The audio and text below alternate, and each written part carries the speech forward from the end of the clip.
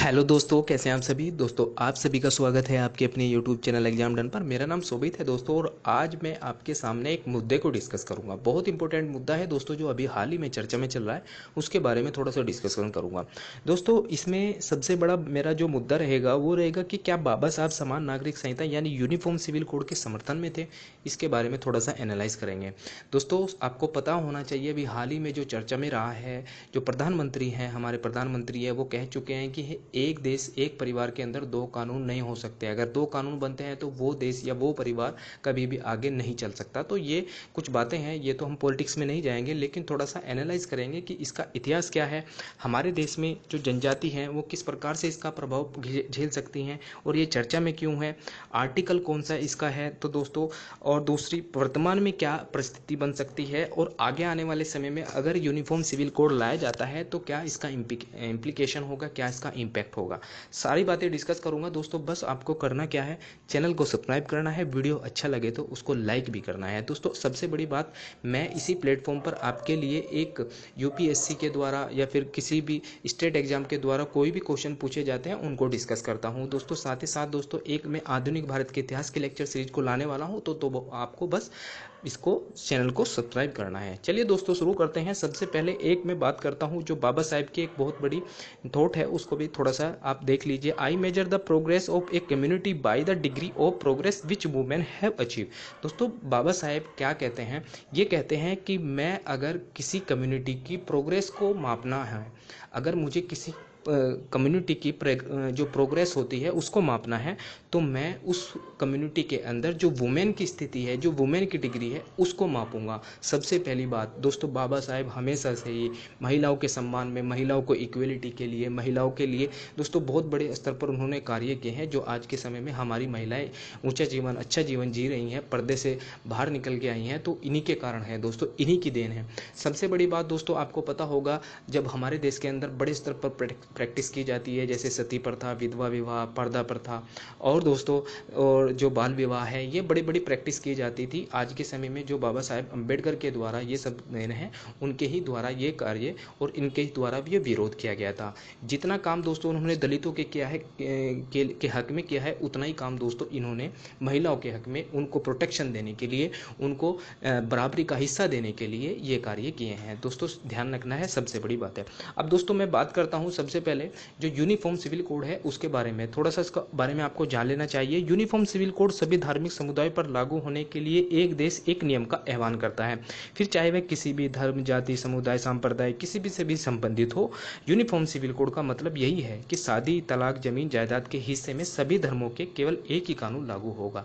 दोस्तों इसको personal law भी आप कह सकते हैं। पर्सनल लॉ का मतलब होता है कि जो आपके एक जीवन के अंदर, आपके लाइफ के अंदर बहुत ज़्यादा इंपैक्ट रोल प्ले करता है। जैसे अगर दो प्रकार के मामले होते हैं, पहले आप इसको क्लासीफाई कर लेते हैं। दो प्रकार के मामले होते हैं कि एक क्रिमिनल मामला होता है, एक सिविल मामला होता है। क्रिमिनल मामले के अंदर दोस्तों आपको सरकार, अगर आपके ऊपर कोई क्रिमिनल चार्ज है तो आपको सरकार उसको आईपीसी के धारा के तहत आपको सजा देती है। लेकिन क्रिमिनल जो सिविल मामले होते हैं, आपको पर्सनल लॉ जो होते हैं, उसमें आपके जो पर्सनल चीज़ें होती हैं, जैसे तलाक वगैरह हो गया, जैसे शादी वगैरह हो गई, मैरिज एक्ट वगैरह, जो भी चीज़ें होती हैं जो आपकी पर्सनल चीज़ें हैं, उसकी सुनवाई की जाती है सिविल मामलों में। तो सिविल मामले और क्रिमिनल मामले, ये सब डिफरेंस है। अब हमारे देश के अंदर ये जो अलग अलग कानून हैं, इसको ही सरकार के द्वारा यूनिफॉर्म सिविल कोड कहा गया है, और यूनिफॉर्म सिविल कोड को लाने का मकसद भी यही है। दोस्तों आर्टिकल 44 जो हमारे डीपीएसपी हैं, यानी हमारे जो राज्य के नीति निदेशक तत्व है, उसमें दोस्तों राज्यों को ये सौंपा गया है, राज्यों को कहा गया है कि आपको समान नागरिक संहिता का सम्मान करना है, समान नागरिक संहिता को इंट्रोड्यूस करने की कोशिश करनी है, लेकिन मैंडेटरी नहीं किया गया है। हमारे देश के अंदर राजनीति की व्यवस्था आपको पता है कि किस प्रकार से दुर्दशा बनी रहती है। आज के समय में कितने कितने स्तर पर आपको हो गया, कितने दिन हो गए हमारे देश को आज़ाद हुए, 75 से ऊपर साल चले गए हमारे देश को आज़ादी के बाद, आज भी हम समान नागरिक संहिता का पालन नहीं कर रहे हैं। तो दोस्तों पहले तो इसके इतिहास के बारे में थोड़ा सा जान लेते हैं। दोस्तों जब इतिहास था इसका, इतिहास के बारे में थोड़ा सा दोस्तों इसके बारे में जानना बहुत ज़रूरी है, क्योंकि आपको पता होना चाहिए कि यूनिफॉर्म सिविल कोड की जो जड़ें हैं वो कहाँ से फैली हुई हैं। दोस्तों 1835 के अंदर उस टाइम पर जब लॉर्ड विलियम बेंटिंग थे, उन्होंने दोस्तों कोशिश की कि जो धार्मिक जो लोग होते हैं, जैसे हिंदू समाज के लोग थे, मुस्लिम समाज के लोग थे, उनके जो तलाक और शादी विवाह होते थे और उनके जो मसले होते थे उत्तराधिकार को लेकर, उसमें दोस्तों इन्होंने इंटरफेयर करने की कोशिश की। मतलब उन्होंने कहा कि हम अब इनके लिए अलग से कानून बनाएंगे। अब दोस्तों जो रूढ़िवादी लोग हैं उनके द्वारा इसका विरोध किया गया कि आपकी जो नीति है मतलब फूट डालो राज करो या हड़प की नीति है, इसको कहीं ना कहीं अब इसका विरोध किया गया रूढ़िवादी लोगों के द्वारा। लेकिन दोस्तों आपको पता भी ये भी होना चाहिए कि हमारे देश के अंदर उस टाइम पर सती प्रथा, विधवा विवाह और जो हमारी जो पर्दा प्रथा है, बाल विवाह है, ये बहुत बड़े स्तर पर प्रैक्टिस की जा रही थी। तो इसका भी दोस्तों कहीं ना कहीं इम्प्लीकेशन होता है, और जो ब्रिटिश सरकार है इसको देखती है, उसके लिए कानून बनाने की कोशिश करती है, लेकिन नाकामयाब होती है। अब दोस्तों बीतता जाता है समय, अब आगे आती है बात हमारे देश के संविधान निर्माण की। अब संविधान निर्माण की प्रक्रिया चल रही है, अब संविधान सभा बैठी है। उस टाइम पर दोस्तों जो पंडित जवाहरलाल नेहरू थे और जो बाबा साहब अम्बेडकर थे, बाबा साहब अम्बेडकर की दोनों की इनकी अपनी गोष्ठी बनती है और ये कहते हैं कि हमें यूनिफॉर्म सिविल कोड को लाना चाहिए। यानी मैं आपको बता देता हूं कि जो यूनिफॉर्म सिविल कोड है, इसके समर्थन में थे बाबा साहब अम्बेडकर।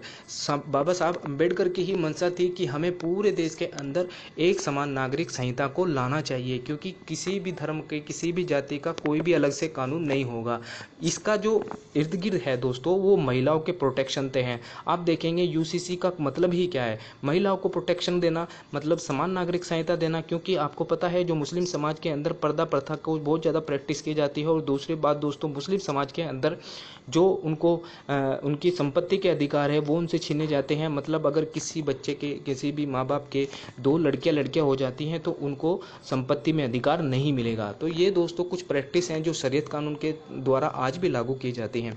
अब इसी को कंट्रोल करने के लिए यूनिफॉर्म सिविल कोड लाया जा रहा है। तो दोस्तों ये तो थोड़ा सा इतिहास के बारे में हुई। मैं आपको बता देता हूँ कि बाबा साहब अम्बेडकर हमेशा से ही यूनिफॉर्म सिविल कोड के समर्थन में थे, और बहुत ज़ोर ज़ोर से समर्थन में थे वो। और चाहे कोई चाहे ना चाहे, लेकिन बाबा साहब अम्बेडकर जरूर चाहते थे कि यूनिफॉर्म सिविल कोड लाया जाए। और दूसरी बात दोस्तों, जब इसका जो हमारे बाबा साहब अम्बेडकर हैं और दूसरे जो पंडित जवाहरलाल नेहरू हैं, भारत के पहले प्रधानमंत्री, वो जब दोस्तों इसको इंट्रोड्यूस करने की बात करते हैं, जो रूढ़िवादी लोग हैं, जैसे जो मुस्लिम समाज के लोग थे और जो मुस्लिम लीग के लोग थे, उनके द्वारा इसका प्रोटेस्ट किया जाता है। मतलब इसको ना लाने की इनके द्वारा हड़तालें की जाती हैं। कहा जाता है कि हमें इसको नहीं लाना चाहिए, क्योंकि जो शरीयत कानून है हमारा, यही कानून हम धार्मिक मामलों में कोई भी हस्तक्षेप नहीं किया जाए। तो ये कारण है दोस्तों, जब इसको अबोलिश किया जाता है, इसको ख़त्म किया जाता है, आने वाले समय में टाल दिया जाता है कि आने वाले समय में जो सरकारें आएंगी, बदलेंगी, वो इसको खुद इंट्रोड्यूस कर लेंगी।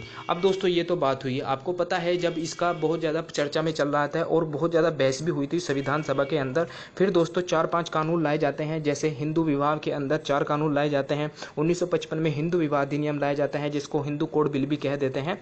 और हिंदू उत्तराधिकार अधिनियम 1956 में, हिंदू संरक्षण अधिनियम 1956 में, हिंदू दत्तक व भरण पोषण अधिनियम 1956 के अंदर भी लाया जाता है।